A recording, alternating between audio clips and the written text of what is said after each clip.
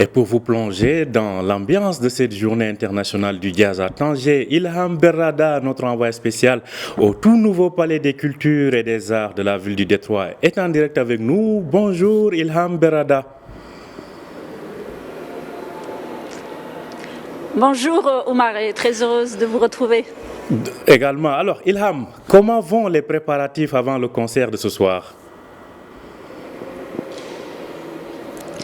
En tout cas, les préparatifs vont bon train parce que je suis au Palais des Arts dans cette magnifique salle d'exposition et depuis tout à l'heure, c'est un défilé d'artistes donc qui arrivent ici pour ce qu'on appelle les balances, le check sounds, bien sûr, comme il y a des dizaines et des dizaines d'artistes, donc c'est un défilé depuis 7 heures du matin ici et ça va continuer toute la journée jusqu'à début donc de ce concert et ça sera à 19h00, ni une minute en moins, ni une minute en plus, parce que comme vous le savez, Omar, ce concert est retransmis en direct dans le monde entier, et donc à 19h, heure marocaine, Tanger, le Maroc, sera l'étoile de la toile mondiale, car il faut savoir que ce concert est suivi par pas moins de 100 millions de personnes en direct, et au final, la journée internationale du jazz attire plus de 2 milliards de visiteurs à travers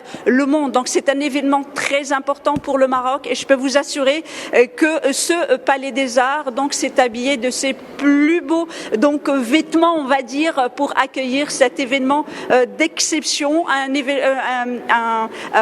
événement d'exception parce que comme on l'a dit hier lors de la conférence de presse, que ce soit Herbie Hancock ou Jeremy Irons qui est aujourd'hui le maître de cérémonie de cet événement d'exception, Tanger est arrivé au bon moment et c'était tout à fait naturel que ce soit Tanger qui puisse accueillir cet événement. Je disais que Jeremy Irons, l'acteur, est lui le maître de cérémonie, mais c'est également la musique gnawa qui sera au cœur de ce concert parce que Abdullah El Gourd, son fils et sa fille seront présents pour jouer avec ces musiciens. Donc comme je le disais, la musique gnawa, le Maroc sont au cœur de cet événement qui démarre ce soir à 19h ici au Palais des Arts de Tanger. Alors, ce sera donc ce soir à 19h. Sinon, Tanger vit au rythme de ce grand événement depuis plusieurs jours. Et Ilham, vous faites partie de ceux et celles qui vivent pleinement donc, ce moment. Décrivez-nous justement l'ambiance qui prévaut dans cette ville, Ilham Berrada.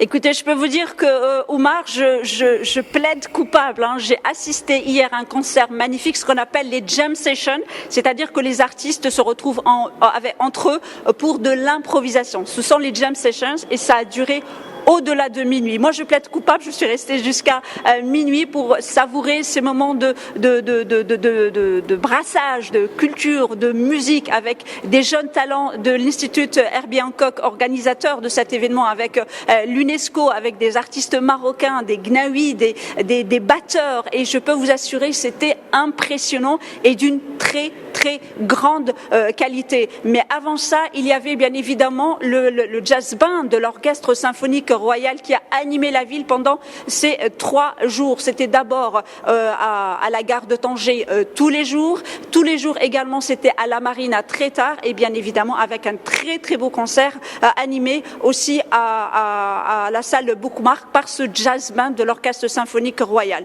Bien évidemment encore ce matin, dans quelques minutes va démarrer ce qu'on appelle des masterclass avec des jazzmen, avec des enfants qui remplissent ces salles donc de ce Palais des Arts et qui lui donnent une vie. Donc Tanger s'est bien préparé, magnifiquement préparé à cet événement de grande envergure qui met le Maroc justement au cœur de cet événement international dont la dernière édition avait été à Melbourne et ça fait 5 ans que l'UNESCO et le Herbie Hancock n'ont pas organisé un événement en présentiel. Donc c'est Tanger qui va donc reprendre le flambeau, on va dire, pour continuer cet International Jazz créé en 2012. En tout cas, ça tombe bien et je le disais tout à l'heure, Ilham, ce concert aura lieu donc au Palais de la Culture et des Arts, un palais qui ouvre aujourd'hui et ça tombe bien. Ah, ça tombe bien et c'est magnifique. Les Tangérois attendaient donc l'ouverture donc de cette magnifique bâtisse et elle ne pouvait le faire que d'une manière aussi belle avec bien évidemment cette journée internationale du jazz. Ce qu'il faut savoir, c'est que le Palais des Arts, les travaux avaient été finalisés en 2020. La construction de ce Palais de la Culture et des Arts, pardon, excusez-moi, entre dans le cadre du projet Royal Tanger Métropole. C'est 24 000 mètres carrés, c'est un budget de plus de 210 millions de dirhams, c'est une salle de 1400 places, plus 2 petites salles de 200 personnes. Mais ce qui caractérise ce Palais des Arts et ce qui est unique au Maroc, c'est que 3 pavillons ont été mis à la disposition des instituts nationaux d'art d'audiovisuel. Alors l'INBA, l'Institut national des beaux-arts de Tétouan, qui a d'ailleurs prêté ses œuvres, aura son pavillon. L'ISADAC, l'Institut de théâtre national, également aura son pavillon. Et bien évidemment, l'ISMAC, l'Institut donc des métiers de l'audiovisuel et de cinéma, aura son pavillon.